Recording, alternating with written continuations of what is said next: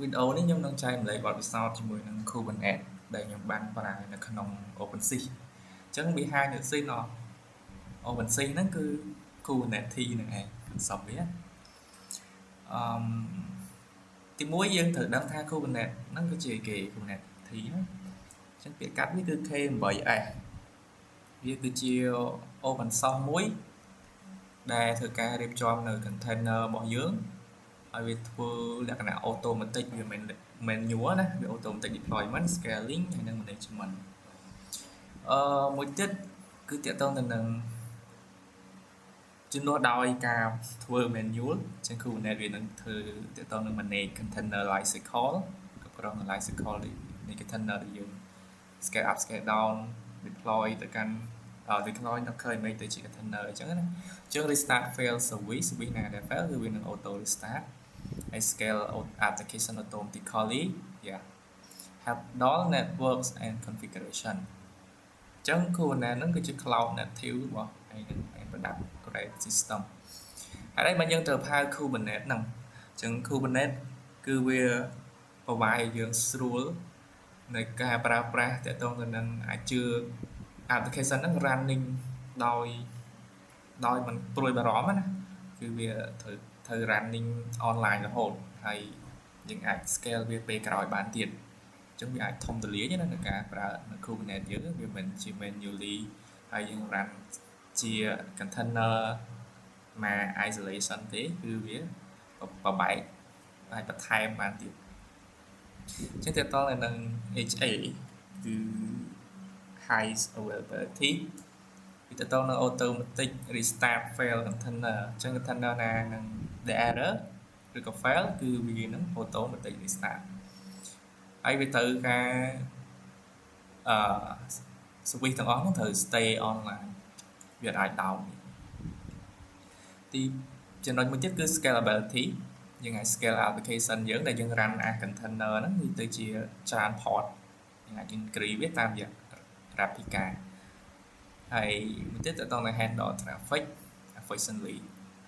ទៅតងនឹងការ handle ហ្នឹងគឺវាទៅ auto scale ថ្ងៃនៅពេល traffic បុកចូលទៅកាន់ service យើងគឺវា detect ដឹងថា CRAM CCPU ប្រហែលគឺដល់ limit ដែលយើងធ្វើ target គឺវានឹង auto scale មួយទៀត automatic deploy and rollback អញ្ចឹងយើងអាចធ្វើការ deployment ហើយបើសិនវា error វានឹង rollback ភ្លាមinstant rollback if the deployment fail ហើយ set rolling update យើងអាចធ្វើការ rolling វាមានថាយើង deploy error យើងអាច manual ឬក៏ auto ឲ្យវាទៅ version ចាស់អីចឹងណាទៅ configuration management អញ្ចឹងនៅក្នុង Kubernetes វាប្រើ config map ในការគ្រប់គ្រង configuration ដូចជាពពួក environment variable ហើយ config YML អីគឺនៅក្នុងហ្នឹងទាំងអស់អញ្ចឹង update config without rebuild docker image នេះករណីថាយើងចង់ដូរ port application យើងឬក៏យើងធ្វើការដូរនៅ connection database យើងអាចដូរបានភ្លាមនៅក្នុង config map ហ្នឹងវានឹង apply ទៅកាន់deployment យើង direct យើងអត់មានត្រូវការ build នៅ docker ម្ដងទៀតទេហ្នឹងលក្ខណៈពិសេសរបស់ config map ដែរមួយទៀតគឺតកតងនឹង networking and load balancing អញ្ចឹង network ហ្នឹងគឺយើងតកតងនឹង traffic routing ដែលយើងធ្វើ route prefix ហ្នឹងមានថាយើង /abc អញ្ចឹងវា route ទៅ switch មួយណាអានេះតកតងនឹង network routing ហើយ load balance ហ្នឹងមានថា switch ហ្នឹងវា load balance ជាមួយ port នេះ switch ហ្នឹងវាមាន deployment ហ្នឹងគឺជាដូចជា container មួយអញ្ចឹងតើមកវា scale វាតាមរយៈ port អញ្ចឹងវាមាន5 port បើយើង scale ដល់5 port វា5 port អញ្ចឹង switch វា handle load balance ហ្នឹងវាចន្លោះនឹង5 switch port ហ្នឹងអាហ្នឹងកន្លែងហ្នឹងគឺ load balancing កន្លែងហ្នឹងឯងមួយទៀតកន្លែងនេះគឺយើងអាច apply វាទៅកាន់ Docker desktop អាហ្នឹងថ្ងៃមុនយើងដាក់ថ្ងៃមុនថ្ងៃហ្នឹងអ្នកខ្ញុំកំពុងធ្វើវីដេអូហ្នឹងខ្ញុំនឹង run ជាមួយនឹង Docker desktop យើងអាចប្រើ Azure AWS ហើយយើងប្រើរងថ្ងៃគឺ OpenSea នៅ production យើង ចឹង Kubernetes Core Concept ចឹងមានគេខ្លះទី1ទៅនឹង port ដែលខ្ញុំនិយាយមិញគឺជា port គឺការ scale នៅ application យើងចែកចេញជា port ដាច់ជា unique ដូចថាយើងបាន deployment មួយ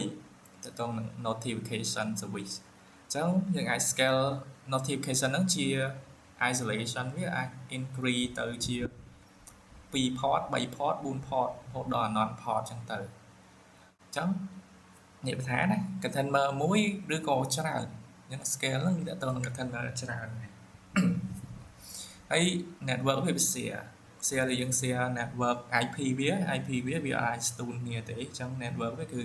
តែការ load balance ជាមួយ service ដែលយើងនិយាយមិញទៅតាម load balance គឺវាចេះធ្វើហើយ share storage វាចែកគ្នាគេថាវាអាច share គ្នាបានណាបើថាយើង access ទៅកាន់រូបមួយអញ្ចឹង service 5 port ហ្នឹងវាទៅរករូបនឹងបានដូចគ្នាវាអត់បែងចែក storage គ្នាទេហ្នឹងគេ share គ្នាបានណាអញ្ចឹងអានេះ recreate anytime can be anytime ទី2គឺតើតើ deployment ដែលខ្ញុំនិយាយដែលយើងយក Docker image ទៅ deploy ជា container ហ្នឹងអាហ្នឹងគេហៅ deployment ហ្នឹងឯងអញ្ចឹង deployment ហ្នឹងគេបង្កើតវាដើម្បី manage port អញ្ចឹង deployment ចែកចេញជាច្រើន port យើងទៅតាមយើង scale ហើយនេះវាតើតើ mobile ហ្នឹងតាមរយៈ replica អញ្ចឹង responsibility វា create ហើយនឹង manage port នេះវាអាចទៅឡើង port បានហើយ handle rolling update យើងអាច update rolling បានហើយយើង restart port automatically មានថាវាមាន error អីឡងពេល run time ហ្នឹងវា port ណាមួយគឺវានឹង auto restart វាបង្កើត port ថ្មីវា terminate port ចាស់នៅពេល port ថ្មីហ្នឹងវា up វា success ណាអញ្ចឹងនៅក្នុង project នេះខ្ញុំធ្វើការឧទាហរណ៍នៅក្នុង project ខ្ញុំ notification ដែរអូខេអញ្ចឹង3ឬ replica set ដែលយើងនិយាយថា replica ហ្នឹងអញ្ចឹង replica set ហ្នឹងគឺចំនួននៃ port ដែលយើងចង់ឲ្យវា running អញ្ចឹងដល់ពេលយើង set វាទៅជា5 replica គឺវាបង្កើត5 port ចេញពី deployment មួយហ្នឹងអូខេអញ្ចឹងតើតើនឹង service ហ្នឹងគឺយើងនិយាយថាពួក service សម្រាប់ធ្វើការdiscovery service discovery វាធ្វើ load balance ហើយវាស្គាល់គ្នារវាង port ច្រើននឹងរយៈ deployment មួយអញ្ចឹងឧទាហរណ៍ថា notification service យើងមានខ្ញុំ scale replica set ហ្នឹងទៅជា5អញ្ចឹងវាបាន5 port នៃ application មួយហ្នឹងបានន័យថាវាបំបែកខ្លួនវាជា5បែកភាគជា5ហ្នឹងអញ្ចឹង service ហ្នឹងកន្លែងហ្នឹងគឺយើងអ្នកmanage expose វា expose រវាង support ហ្នឹងអញ្ចឹងបើ port 5វានឹងធ្វើ load balance 5ហ្នឹងអញ្ចឹង IP គឺវាអ្នក manage ខ្លួនវាទេអញ្ចឹងយើងអត់ខ្វល់នៅកន្លែងហ្នឹងលេងខ្វល់ហើយមួយទៀត service ហ្នឹងគឺជា cluster ធ្វើ load balance ហ្នឹងឯងនេះមាន load balance មានអីហ្នឹង node port អញ្ចឹងទៅតាមរយៈ node port អានេះមិនតែប៉ុណ្្នឹងទេបើយើង run ជា node ច្រើនបើថា server យើងមានច្រើន node អាហ្នឹងវាធ្វើ load balance ចន្លោះ node នឹងទៀតនឹងសាហាវណា service ហ្នឹងតែមួយទៀតគឺតកតងនឹង network routing គឺ ingress ហ្នឹងឯងគឺយើង map ជាមួយនឹង domain ឬក៏យើង map ជាមួយនឹង static IP access មកតាមរយៈ prefix ណាមួយគឺវានឹង point ទៅ service នោះជាក់លាក់មិនថាវាធ្វើការជាមួយនឹង service ខាងលើមិញមួយ service នេះអញ្ចឹងថា service notification អញ្ចឹង ingress នេះវាដាក់ /notification វានឹង point ទៅកាន់ service notification ចាំថា ingress នេះវា point ទៅកាន់data ច្រឡំ statistic report អីចឹងទៅវានឹង point ទៅ service statistic report កន្លែងហ្នឹងគឺកន្លែងយើង routing ហ្នឹងឯង routing service ណាមួយតាមរយៈ prefix ingress controller អាហ្នឹងយើងប្រើមួយរបស់ Nginx ណា ingress ហ្នឹងអញ្ចឹងយើងដឹងហើយគឺវាជាអ្នក route service ហ្នឹងឯង routing ទៅកាន់ service ហ្នឹងអញ្ចឹង config map គឺយើងបាននិយាយថាតើតើនឹងការ manage configuration ដូចជា environment system application យើង resource application.yaml ឬក៏អីផ្សេងទៀតដែលយើងអាច declare បានគឺយើងអាចដាក់នៅក្នុងហ្នឹងបានអញ្ចឹងវា real time ពេលយើង change មានអី ណាជាងមាន auto restart បានទៀតថា auto reloader អញ្ចឹង valim គឺគេអាន valim ណាអញ្ចឹង valim គឺទៅនឹង share storage ហ្នឹងឯងក្នុង container អញ្ចឹងវាអាចធ្វើការ share នៅ configuration mount valim ហ្នឹងបានន័យថា mount configuration ហ្នឹងជាមួយនឹង deployment ថា configuration ហ្នឹងសម្រាប់ deployment មួយណាអញ្ចឹងទៅអញ្ចឹងឲ្យចូលទៅកាន់ port up path អីនៅក្នុង container ហ្នឹងឬក៏ directory នៅក្នុងហ្នឹងអញ្ចឹង application read config from file អញ្ចឹងយើងមិនថាយើង read your image read your file យកអីយើងអាចប្រើ value mount ហ្នឹងឯងអញ្ចឹងទី9គឺ scaling អញ្ចឹងវា support horizontal scaling បើថាវា clone ណាដូចយើង clone មក deployment ហ្នឹងទៅជា5 deployment តែគេមិននិយាយថាទី5ទេវាយក deployment តែមួយវា clone ចេញជា5 port ឬយើង run ដាក់ចេះ command វា kubectl scan deployment notification ប្រាប់ពីការស្មើ5អញ្ចឹងយើង scale deployment របស់ notification ហ្នឹងទៅជា5អូខេអញ្ចឹង benefit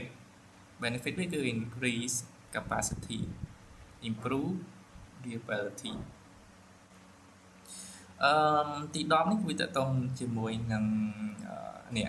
value មិននឹង config map ធម្មតាយើងត្រូវ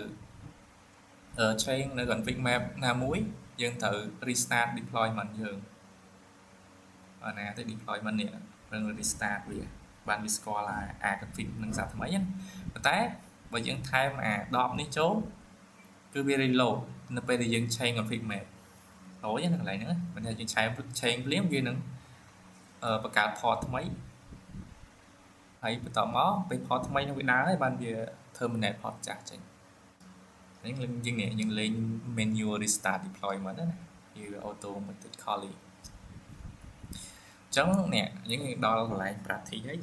តែមុននឹង start ទៅយើងដឹងថាត្រូវតែ computer យើងមាន Docker desktop អញ្ចឹងខ្ញុំត្រូវ deploy Kubernetes ហ្នឹងនៅក្នុងKubernetes cluster ហ្នឹងខ្ញុំនឹងប្រើនៅក្នុង Docker desktop ខ្ញុំអត់មាន server ONC អត់មាន server AWS ទេមាន cloud ទេអញ្ចឹងមួយទៀតគឺយើង build and push Docker image ទៅកាន់ Docker Hub អញ្ចឹង Docker មាន Docker Hub history វា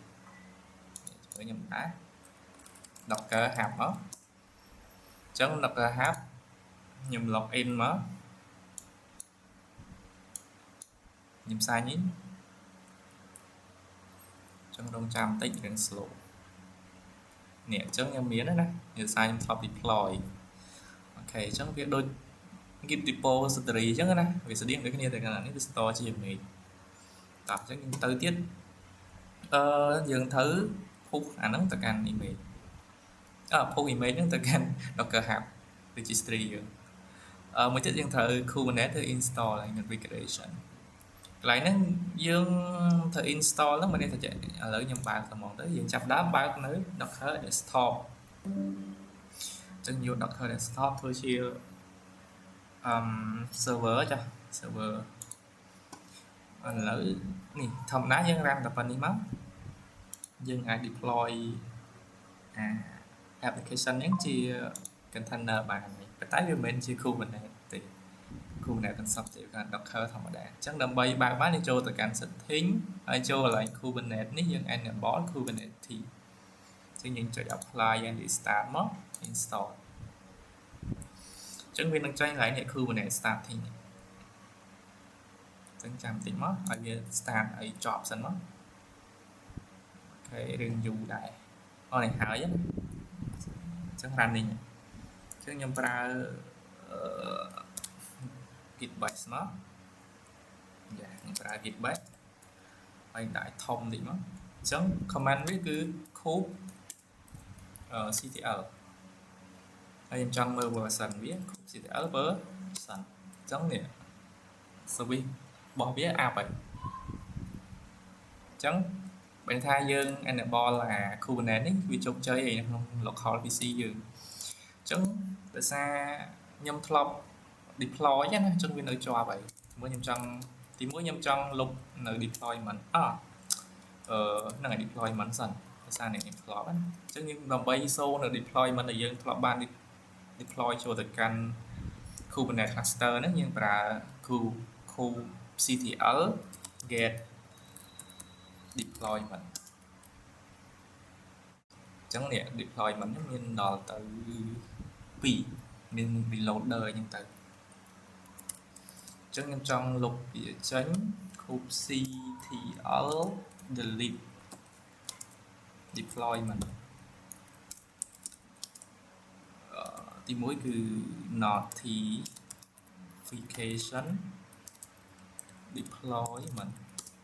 អូខេអញ្ចឹងខ្ញុំ run command get deployment សល់តែមួយណាអញ្ចឹងខ្ញុំចង់លុបទៀត kubectl get deploy ខ្ញុំបានលុបឥឡូវខ្ញុំចង់លុបមួយទៀតគឺ kubectl delete យើងប្រើ delete ហ្នឹងសម្រាប់លុបឲ្យយក name មក reload theអូខេកន្លែងនេះយើងមិនសិនវាថាយើង delete អីគេ delete deploy មក error reloader នេះ is not found ខ្ញុំសេខុសអូខេអញ្ចឹងយើងទៅ kubectl get deploy យើងនឹងបាត់ហើយអញ្ចឹងមួយទៀតយើងមើល node យ៉ាkubectl get node អញ្ចឹងនៅពេលដែល get node ហ្នឹងមានថា node server យ៉ាងខ្ញុំ server ខ្ញុំមានតែមួយទេគឺmaster ទៀត control plane អញ្ចឹងយើងអត់មានអីតែប៉ិត Kubernetes គឺវាចាប់ដើមពី3 server ទៅ server មួយត្រូវជា control plane ឬក៏ហៅ worker master ហើយ2ទៀតគឺជា node worker node អញ្ចឹងចាប់មានពី3 server ឡើងតែយើង run នេះយើង run តែទេនៅក្នុង desktop យើងមានតែមួយ server ទេ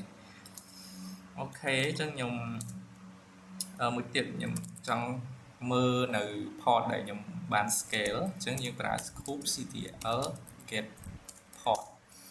អញ្ចឹង no resource ដោយសារខ្ញុំលុបណាអញ្ចឹងខ្ញុំចង់មើល ingress ដោយសារខ្ញុំតឡើង ingress តឡើង get ingress ខ្ញុំមើលred នេះ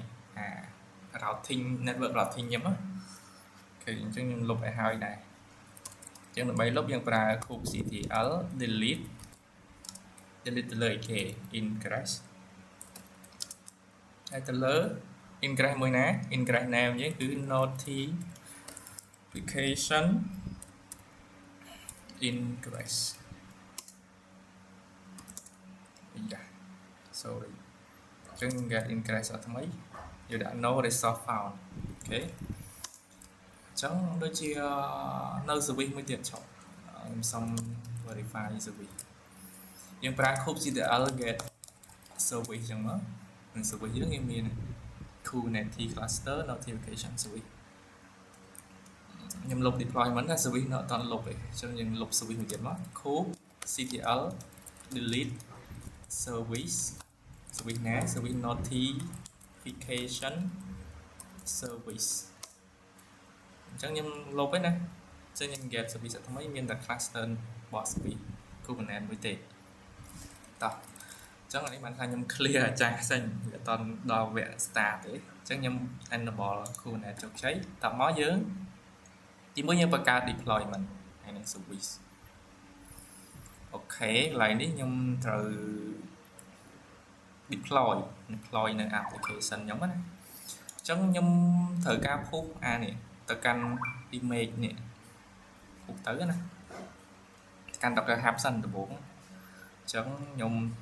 ឥឡូវខ្ញុំសុំយក image ហ្នឹងមកឬក៏ឲ្យខ្ញុំ push ម្ដងទៀតឥឡូវខ្ញុំសុំ push ម្ដងទៀតចាស់ឥឡូវនេះ 1.0 ខ្ញុំបានមក take ហើយអញ្ចឹងយើងបង្កើត repo នៅក្នុង Docker Hub មកអញ្ចឹងខ្ញុំទៅកាន់ drive D ដែលខ្ញុំទុកនៅបច្ចេកខ្ញុំdocument Kubernetes ហើយ demo K8 អញ្ចឹងក្នុងហ្នឹងខ្ញុំមាននេះ notification មួយមានបច្ចេកហ្នឹងមួយណាអញ្ចឹងខ្ញុំចង់ build នៅ version ថ្មីខ្ញុំប្រើ docker build.t tag name ខ្ញុំគឺ notification ហើយយើងដាក់ម៉ានមិន 1.0 ឥឡូវ 1.1 ចុះត្រូវទេ 1.1 អញ្ចឹងខ្ញុំ build image នេះខ្ញុំបាន image ហើយអញ្ចឹងខ្ញុំប្រើ docker image មកimages អញ្ចឹងនៅលើគេអញ្ចឹងឈប់ចាំតិចច្រើនណាស់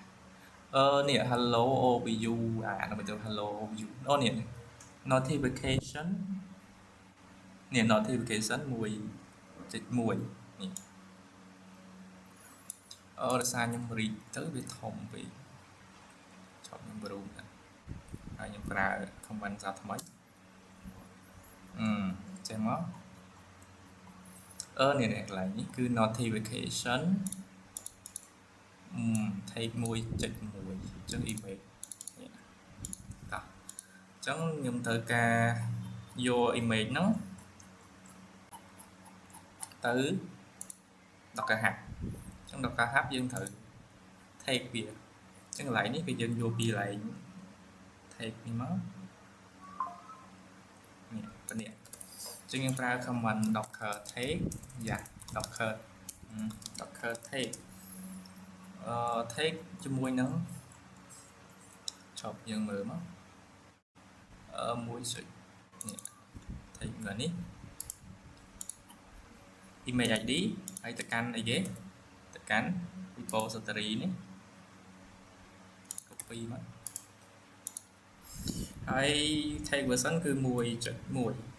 ខ្ញុំ enter មកវានឹង take អីdocker ខ្ញុំសេខខទៀតអញ្ចឹង docker នេះយើង take បានហើយតមកយើង docker សេខខទៀតហើយ docker push ហើយដាក់នេះទៅដើរវិញមិនថាខ្ញុំ push ទៅកាន់ registry អញ្ចឹងចាំតិចទៅអានឹងវាត្រូវការ transfer ទៅកាន់តាម network ដែរអញ្ចឹងនេះ push ជោគជ័យណាអញ្ចឹងទៅមើល Docker Hub យើងចូលទៅកាន់ repo ហើយចូលទៅកាន់ switch ហ្នឹងrepo ហ្នឹងហើយ take អញ្ចឹងយើងមាន take ថ្មីនេះ 2 នាទីមកអញ្ចឹង 1.1 អញ្ចឹងចង់យកអា image ហ្នឹងទៅ deploy ក្នុង Kubernetes ក៏អញ្ចឹងខ្ញុំត្រូវបើកទី1ខ្ញុំត្រូវឥឡូវខ្ញុំចេញទៅកាន់ Kubernetes វិញចឹងធាតុ F8 ហ្នឹងយើងមានរៀបចំជា Kubernetes file ខ្ញុំចង់កែនៅ deployment បន្តិចសារខ្ញុំនេះអញ្ចឹងកន្លែងនេះគឺវាមានខាញវាអញ្ចឹងនៅក្នុង file គេខាញកំណត់ឲ្យខាញជា deployment អញ្ចឹងវាដឹងថាអា configuration YML មិន configuration ទេKubernetes file ហ្នឹងគឺសំដៅទៅលើ deployment metadata name អញ្ចឹងកន្លែងនេះគឺ deployment name យើងកន្លែងនេះខ្ញុំចង់ដូរដែរអញ្ចឹងដាក់ notification ទៅបាទអញ្ចឹងខ្ញុំ insert notification អញ្ចឹង Rapika ខ្ញុំដាក់ start នេះ2មួយបាទណាតែនេះ not out យើងគឺ not app label notification ដូចគ្នាកន្លែងនេះឈប់ចាំតិចមើលreloader នេះយើងអត់តន់ដាក់ទេឈប់សុំលុបប៉ុន្តែអត់តន់មាន reloader ណា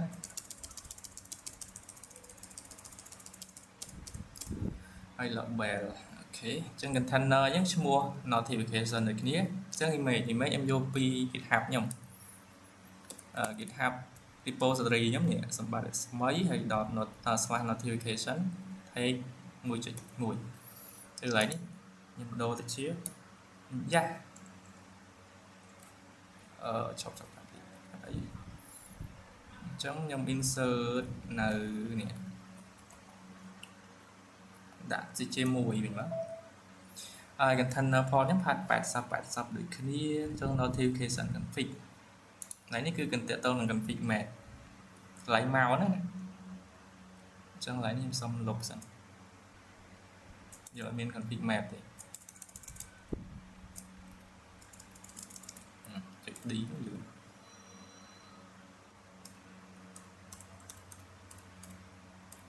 អូខេតែប៉ុណ្្នេះមក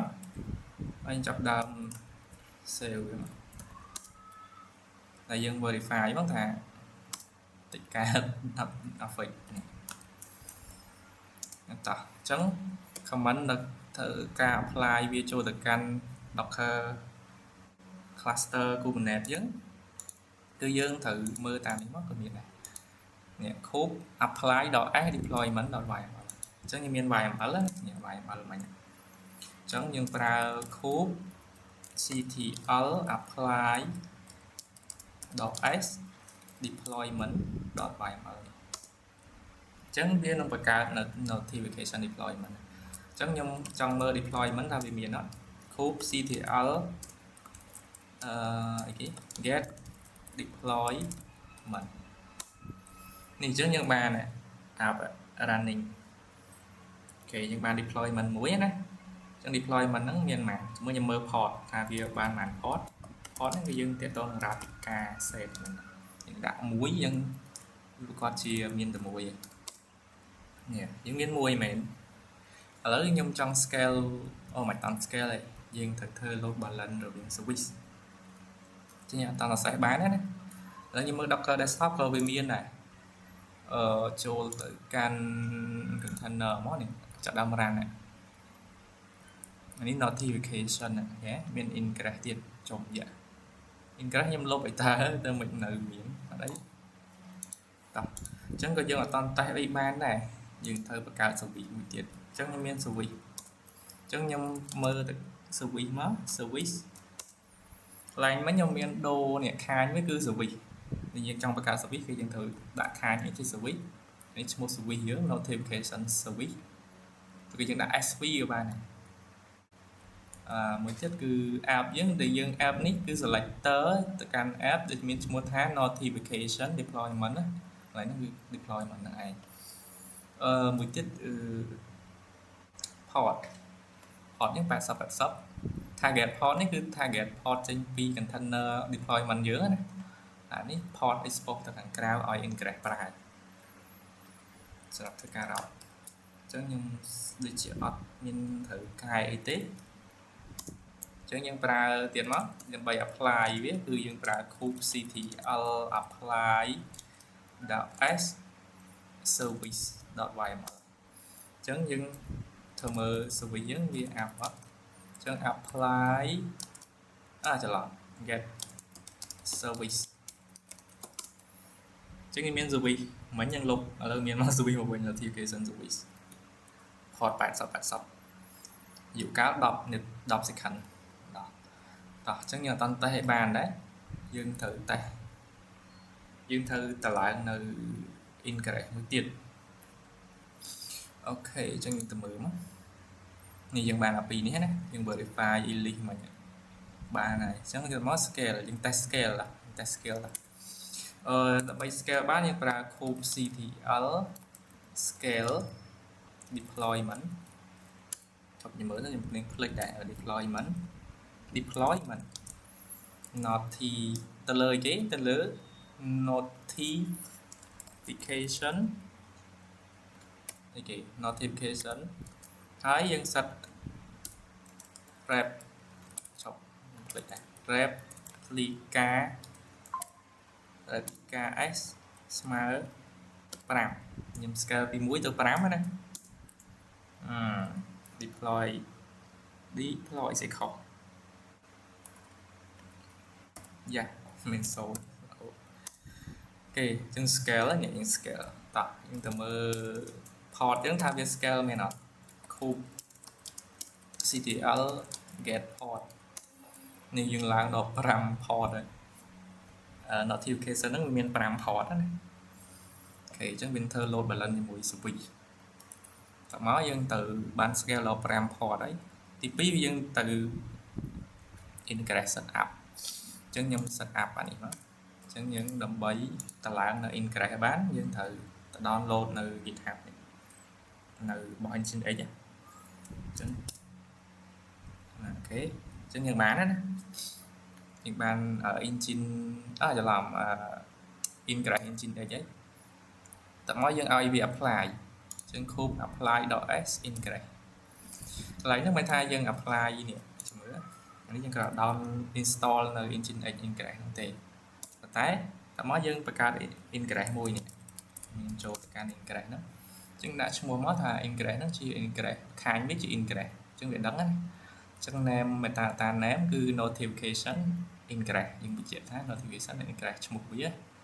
ហើយយើង ingress ហ្នឹង class name ហ្នឹងយកចេញពី engine x ហ្នឹងហើយកន្លែងនេះ host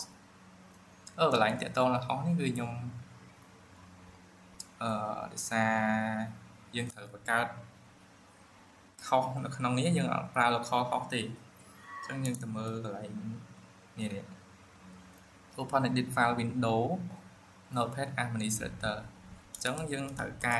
វានេះអា notepad នេះយើង run ជា administrator ទៅដើម្បីកែការនេះបានកែ host យើងអត់ run local host ទេយើងដូរពី local host ទៅជាអូខេអញ្ចឹងខ្ញុំ open មក open ហើយយើងដាក់នឹងចូលមកចា host ជប់etc តែយើងយកកន្លែងនេះ all file វានឹងឃើញ host នេះអញ្ចឹងយើង open មកនេះដល់ហ្នឹងតែមកកន្លែងនេះយើង map មានថាយើង map local network យើង map domain ចូល local network អញ្ចឹងដោយសារខ្ញុំធ្លាប់ដាក់ឈប់កន្លែងណាចេះ add by docker desktop នេះតែពិតវាមាន gateway docker នេះមួយអញ្ចឹងកន្លែងហ្នឹងគឺស្រួលទេយើងដាក់តែ host មកនេះខ្ញុំដាក់ host នេះមកហើយយកចេញពី 127.0.0.1 ហ្នឹងគឺ local host ហ្នឹងឯងអញ្ចឹងវា map ទៅកាន់ IP local host យើងតាម domain មួយនេះសារខ្ញុំ map ហើយអត់អីទេអញ្ចឹងខ្ញុំប្រើអាហ្នឹងមកទៅហើយ prefix នេះគឺយើងសំដៅទៅលើ slash entry point យើងគឺ point ទៅកាន់ slash API ហ្នឹងគឺវានឹង point ទៅកាន់ notification service ដែលយើងបានបង្កើតមិញណាដែលធ្វើ service load balance ជាមួយនឹង port deployment ណាអញ្ចឹងតាមរយៈ export port គឺ port 80អូខេអញ្ចឹងដូចជាត្រូវអស់ហើយ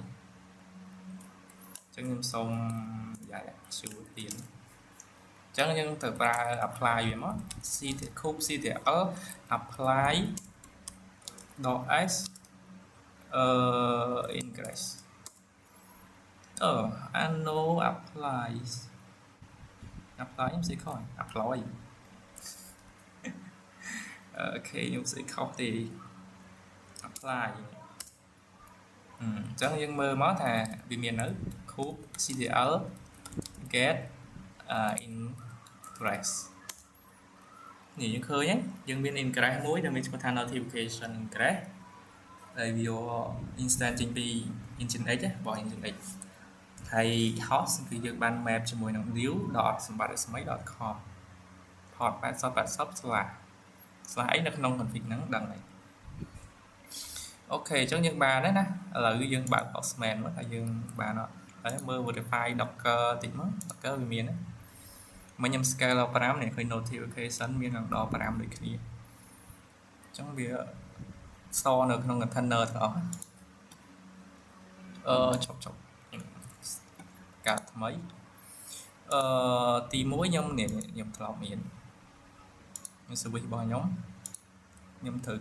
point ទៅកាន់ domain local ខ្ញុំនេះតែខ្ញុំ map មួយ local host តែមិនដូចតែ local host ទេខ្ញុំដាក់ឈ្មោះមួយឲ្យ ingress ខ្ញុំស្រួលប្រើណាអញ្ចឹង slash ទៅកាន់ API អានេះ deploy មកខាងក្នុងនេះគឺ /notification point ទៅកាន់ notification អញ្ចឹងវាដាក់ថា bad request បាត់ហើយអញ្ចឹងវាគួរតែមាន body ណាដោយសារ project ខ្ញុំមាន body request កន្លែងហ្នឹងដូចស្អីខ្លះខ្ញុំចាំដែរឥឡូវខ្ញុំសុំទៅមើល code verify តិចខ្ញុំមើលបញ្ចេញសិនnotification cd ទៅកាន់ notification ខ្ញុំបើក code ខ្ញុំមើលថាអាហ្នឹងយើងដាក់ body គេ controller អញ្ចឹង body ខ្ញុំត្រូវមានចុងរយៈចុចកណ្ដាលអូនេះអញ្ចឹងមាន chat ID និង message អញ្ចឹងនេះមាន chat ID chat ID មួយទៀតគឺអីគេ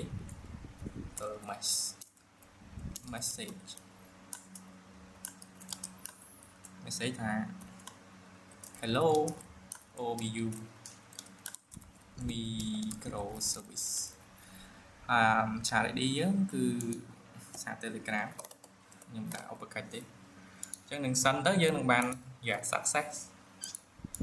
ហ្នឹងគឺ response មកពី application ខ្ញុំ run នៅក្នុង Kubernetes deployment ណាអញ្ចឹងយើងទៅមើលថាវាមានវាចូលមែនអត់អញ្ចឹងខ្ញុំទៅមើល kubectl get port អញ្ចឹងខ្ញុំមានដល់5 port ខ្ញុំមិនដឹងថាវាចូលឡើងមួយណាទេអញ្ចឹងខ្ញុំត្រូវមើលមួយ kube notification kube log .s យើងធាន log បើយើងអត់ដាក់ s ទេក៏មិនអីទេnotification ចុះឡើងនេះគួរបញ្ជាក់អត់ខ្ញុំដាក់សិន not មើល log អីគេ log របស់ deployment របស់ port តែមិនបាច់ទេយើងដាក់ទៅ notification វា unique ឯងហើយអានេះអូនេះតើ copy កើតច្រើនណាតោះយើង copy មកនេះយើងឃើញមួយមាន request មួយមកចុះគេនៅ HTTP exception request body នេះមិញយើង request អត់ដើមយើងបញ្ចូលលក្ខខណ្ឌ error នេះអញ្ចឹងវាអត់ចូល service ហ្នឹងទេអូច្រឡំអត់មានអត់ចូល port ហ្នឹងទេអញ្ចឹងយើងទៅមើល port ដតីមកយើងប្រើ comment ដដែលហើយយើងមើល port ទី2សិនrequest លើកទី2ហ្នឹងថាវាចូលទី2ហ្នឹងអញ្ចឹងអាហ្នឹងវា load មួយlầnណាទី2ក៏ដើរដែរយ៉ាច្រឡំអញ្ចឹងខ្ញុំមួយទៀតអូខ្ញុំដោយសារខ្ញុំ scale ទៅវាច្រើនបណ្ដោយអញ្ចឹង port ទី3ក៏អត់មានចូលដែរអញ្ចឹងមើល port ទី4 port ទី4យើងនេះចូល port ទី4នេះចឹងមិនថាវា load មួយlầnយើងចុចមិញវា load មួយlầnទៅវិញទៅមករយៈពេលរយៈ5 port ហ្នឹងឥឡូវខ្ញុំពិបាកពេកខ្ញុំ scale ទៅវាតែបានតែ2មកស្រួលមើលអញ្ចឹងយើង kubectl get port មកយើងមាន2 port ហ្នឹងអញ្ចឹងវាលុបហើយខ្ញុំធ្វើខ្ញុំធ្វើឲ្យវាលយខ្ញុំប្រើ kubectl log អីគេ log.s ឲ្យវាធាន log ខ្ញុំថាធាន2មកអញ្ចឹងអានេះខ្ញុំដាក់ខាងនេះមួយអូខេអញ្ចឹងខ្ញុំប្រើ git bash មួយទៀតដាក់ខាងនេះមួយទៀតអញ្ចឹងខ្ញុំប្រើ kube ចំរយៈតូចប៉ុណ្ណេះមក kubectl get port kubectl log .s ខ្ញុំធាលservice ទី2port ទី2មើលដាក់ទៅ2ស្រួលតោះមើលយើងចុចម្ដងទៀតតែ postman ដាក់ទូជប់អត់នេះបានវិញឥឡូវចាំមើលទាំងអស់គ្នាវាចូលមួយណាចុចទី1ចូលខាងនេះចុចទី2ចូលខាងនេះចុចមួយទៀតចូលខាងនេះអញ្ចឹងចុចខាងនេះចូលខាងនេះអញ្ចឹងវាបន្លូតbalance ហើយមាន5វា load ចឹងឯងវាជុំអាហ្នឹងគឺជា Kubernetes ហ្នឹងឯងអូខេអញ្ចឹងតើតើនៅ deploy application យើងជា Docker image ហើយ push ទៅកាន់ Docker Hub ហើយយកឲ្យ Kubernetes យើងget ពី Docker Hub មកកាន់ deploy នៅក្នុង Kubernetes cluster យើងបានជោគជ័យហើយមាន load balance មានអីមួយទៀតតើតើនឹង reload ឥឡូវនេះយើងមាន reload មួយទៀត reloader ខ្ញុំយកទៅមួយ reloader អញ្ចឹងខ្ញុំមាន reloader មួយឈប់ខ្ញុំទៅមើល document យើងចង់បង្កើត ingress កើត config map ឥឡូវខ្ញុំសូម apply config map មួយសិនចឹង config map ក្នុងឆាត cd k8s នេះខ្ញុំមាន config map បង្កើត config map មួយខ្ញុំ change port ពី80 ទៅ port 80 82វិញ អូខេចឹងដាក់ថា notification config តោះចឹងឡើយនេះខ្ញុំមកអីទេខ្ញុំប្រើ kube ctl apply .s config map អញ្ចឹងយើងប្រើ kube ctl get config map អីគេ notification អានេះឈ្មោះរបស់ config map ហ្នឹងគឺ config map config យើងមានមួយណាអូខេឬក៏យើងកំដាក់នេះវានឹងចេញមកទាំងអស់មានច្រើន notification config អីចឹងទៅតោះមកខ្ញុំនេះយើង modify យើង mount វាអញ្ចឹងនៅក្នុង deployment យើងត្រូវ mount path ហ្នឹង mount ចេះមាន value mount នៅនឹង value អញ្ចឹងកន្លែងនេះខ្ញុំកែវេទនាណាខ្ញុំសុំបើក code ហ្នឹងស្រួលកែខ្ញុំកែទៅលើ deployment អញ្ចឹងកន្លែងនេះយើងកែទៅលើ deployment deployment ជុំទៀតអូខេលឿនតិចអញ្ចឹងទី1ឈប់ខ្ញុំសុំបើក project guideline ចឹងនេះនៅក្រោម container នៅក្រោមនេះ container អញ្ចឹងនៅក្រោម container ឈប់នឹងវាចូលបន្ទាត់យ៉ាងខុសឈប់ចូលបន្ទាត់កម្រិតណាចូលកម្រិតចូលក្នុងបន្តិចដល់មក value mount នៅក្រោម port value mount នៅក្រោម port អញ្ចឹងវាស្មើ port ហ្នឹងឯងហើយវាចូលបន្ទាត់ដូចគ្នាកន្លែងនេះ copy មិនស្រួលគឺចូលម៉ូចហើយអញ្ចឹងខ្ញុំដាក់មិនថាខ្ញុំ map នេះខ្ញុំ map key នេះមួយចូលទៅកាន់ /app config អញ្ចឹងវានឹងទាញ configuration YML របស់ deployment យើងហ្នឹងវាទៅទាញរបស់ config map វិញជំនួសវាប្រើចាស់ port 80ទេមួយទៀតកន្លែងនេះ key នេះយើង map ទៅកាន់ mount config map យើងឈ្មោះថា notification config map ដែលយើងបានបង្កើតមិញណាទេនេះកើតមិញអញ្ចឹងវាទៅទាញពីនឹងមកវិញតោះអញ្ចឹងខ្ញុំត្រូវ apply យើងមកខ្ញុំកែ deployment ណាខ្ញុំចង់ map វាអញ្ចឹងខ្ញុំ kube .s apply apply .s deployment តោះអញ្ចឹងយើងទៅមើលសារថ្មីថា kube ctl apply kube ctl get deployment អញ្ចឹងខ្ញុំ describe វា describe នេះយើងអានយើងមើលវាចុំយ៉ាដាក់ kube comment kube ctl describe deployment ទៅលើគេ notification deployment notification អញ្ចឹងយើងមើលមកមិញនេះ port 80ឃើញទេវាអត់ auto reload ទេមិញយើងដូរហើយតោះមិនបាត់វាអត់ auto ឈប់មើលសិន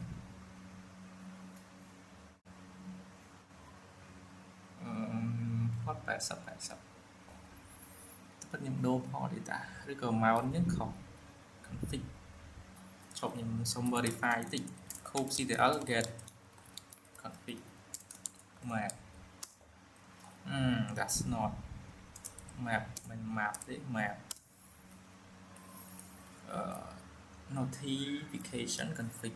notification config /config notification config ត្រូវហើយតាអូមែន sorry អញ្ចឹងខ្ញុំទៅមើលport មកថាវា affect ទៅ port ហ្នឹង kube ctl get មួយច្រើននេះយើងមានតែមួយ port ទេដោយសារខ្ញុំដាក់មិញ apply ទៅវាទៅអាចាស់អាមួយតោះអញ្ចឹងយើងកុំសង្ស័យយើងទៅមើល log ឯមក kube ctl log នៃ port មួយហ្នឹង port នេះគឺ port ដែលវា up ថ្មីជាមួយនឹង config map អញ្ចឹងយើងឃើញ application នេះ start ជាមួយនឹងលេខ port 80គឺ port 8082អូខេអញ្ចឹងចុះបើករណីខ្ញុំចង់កែ config map ឥឡូវខ្ញុំបើកនៅក្នុងនេះមកលឿន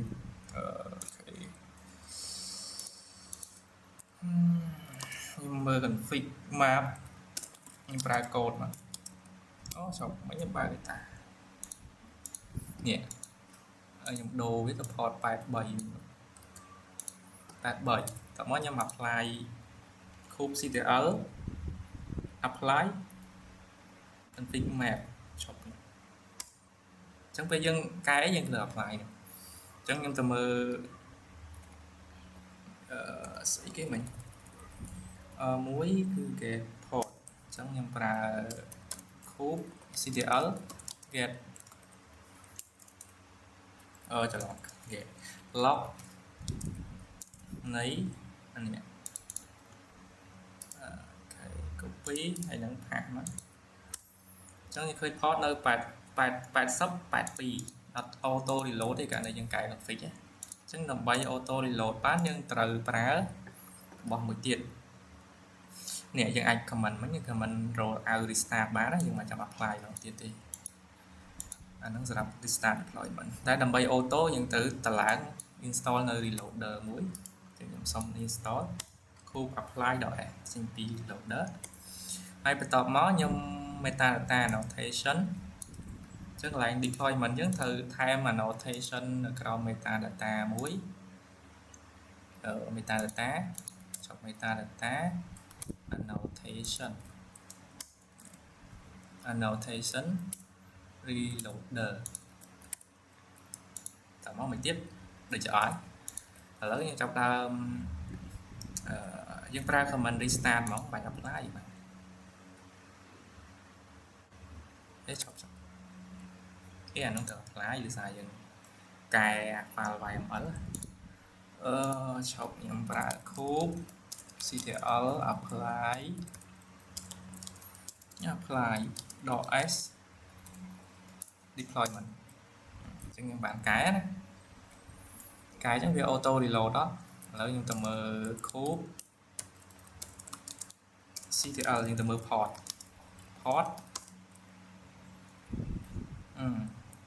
មិនមាន2យើងមានហើយ reloader មួយអាហ្នឹង notification យើងឥឡូវខ្ញុំមើល cube ctl log អានេះមកអញ្ចឹង port យើងគឺ82អត់ auto ទេណាឥឡូវខ្ញុំធ្វើកែមួយទៀតខ្ញុំសុំ apply config map 83សិនខ្ញុំ apply ខ្ញុំប្រើ cube apply config map ខ្ញុំកែណា unchain នឹង unchain ហ្នឹងវាត្រូវអត់ទេខ្ញុំសុំទៅមើលអត់ទេគាត់ថា unchain ឥឡូវខ្ញុំដូរឲ្យវា change ចុះលើកនេះយើងដូរ port នៅក្នុង config map មើលយើងដឹងវា affect ទៅកាន់ port deployment អត់លេង C អីលើកនេះយើងមាន auto reload យើងលេងទៅ restart deployment ហើយតោះអញ្ចឹងយើងទៅមើលget port មកនេះឃើញវា restart ទេឃើញ6 second អញ្ចឹងយើងទៅមើលថាវា affect ទៅកាន់ port យើង automatic អត់នៅពេលយើង change config map ហ្នឹងអញ្ចឹង cube log យើងទៅមើល log នៅក្នុង container port ហ្នឹងអូខេយើងឃើញ port វីដេអូពី80ទៅ82ទៅកាន់84វិញណាឃើញវា auto ណាឥឡូវបើអត់ជឿខ្ញុំថែមមួយទៀតយើងអត់ទៅ restart deployment ទេOK ដល់ apply យើង apply មួយទៀតអានេះមិនថាយើង save config map ហ្នឹងអញ្ចឹងយើងទៅមើល get port ដដែលលេខដដែលទៀតមិនមែនលេខស្អីទេឡោះអញ្ចឹងមើលវាឆេងទៀតណានេះ8085អូខេអញ្ចឹងយើងជោគជ័យអស់ហើយតើមកយើងលុបនេះយើងអាចលុបអញ្ចឹងបាន cube delete អីដូចខ្ញុំលុបដំបូងគេណាអញ្ចឹងវីដេអូនេះខ្ញុំអស់ប៉ុណ្្នឹងឯងអានេះគឺបទពិសោធន៍ដែលខ្ញុំបានធ្វើជាមួយនឹង Kubernetes នៅ OpenShift តែ OpenShift យើងមាន interface ទេតែ behind the scene យើងត្រូវចេះពួកអាហ្នឹងដែរនៅពេលមានបញ្ហាអីយើង Kubernetes ហ្នឹងឯងគឺអ្នក config អ្នកអី apply ពីក្រោយខ្នងវាណាអូខេអញ្ចឹង CI/CD គឺគេប្រើពួក Kubernetes file YML ទាំងប្រមាណនេះដែរនេះ